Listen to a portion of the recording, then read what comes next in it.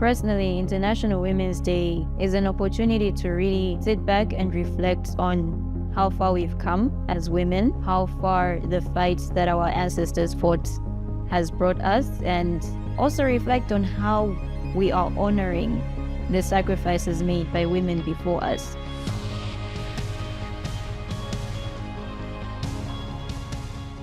International Women's Day for me highlights just the need for women's voices to be heard, for women to be able to accelerate in the world of work, but also in terms of their womanhood. I was working in the private sector. Where I was working, got pregnant, and then I had a challenge whereby when I asked them that, can we plan? I need to know what are the conditions for somebody who is pregnant. And then they said, we don't have any conditions for a pregnant woman. That time I was only 4 months pregnant. So I said, oh, is it? Then I said, if that is the case, then I'm resigning because I don't belong here. I've saved you for some time. I've helped you develop so many tools for your company, but it looks you don't have conditions for a woman who is pregnant. And then I went without any benefits for all those years. Women have achieved a lot. They contribute a lot. And we're not just celebrating them because they're women, but because we realize and acknowledge the contributions that they make. Working with women, you would find that they are heavily pregnant, they have a young baby at home. They are working it's like two jobs at a time. You have to balance the family, and then you also have to, concentrate at work. You have contribute the same. I think that's a great job. So if you consider all those aspects, I think it's worth celebrating.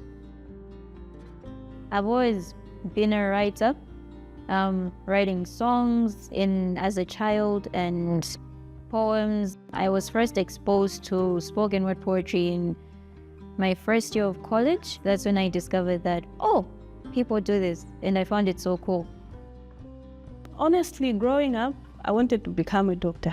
But then for me to actually select to become an accountant, etc., that just happened. I didn't pick.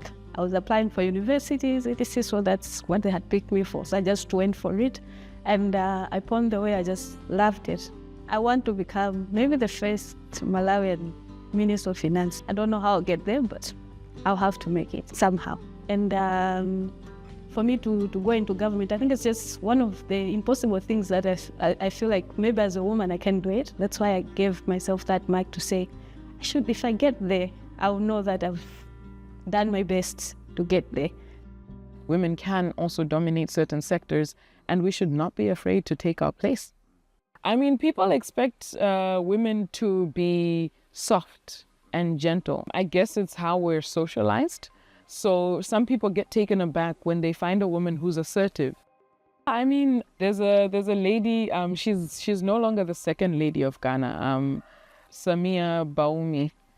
She is, she defines elegance.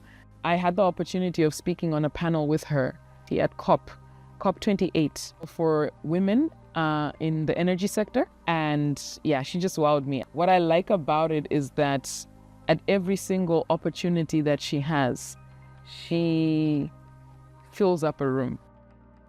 On the continent, we have quite strong women. However, it's sometimes how do we portray the rise of womanhood? Like we want to now stand in the place of men, or we want to look down, and that is not the case. I think there is a bit of a misunderstanding and a misconception. It's just about how do we bring about equality. It's good as a woman to be a driver, because at least at some time it encourages other women, because it looks like it's a tough job to a woman. I remember I went to Neno, so the road was really bad. So my stones was the hill, so it was really tough to pass by, but I managed it. And some they think maybe I won't manage to drive, but after that they Clubhouse for me said, okay, they see you as a strong woman, but it is good. Yeah, I really enjoyed it. I just, in general, think that women are incredibly inspiring, and I'm very happy that I am surrounded by so many different women every single day.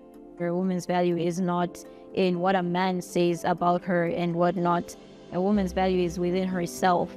We can do anything as long as our minds allows us to do that, and we shouldn't be afraid to go an extra mile. So let's celebrate women. They contribute, a lot to the economy of the country, and it's really exciting that I'm part of that.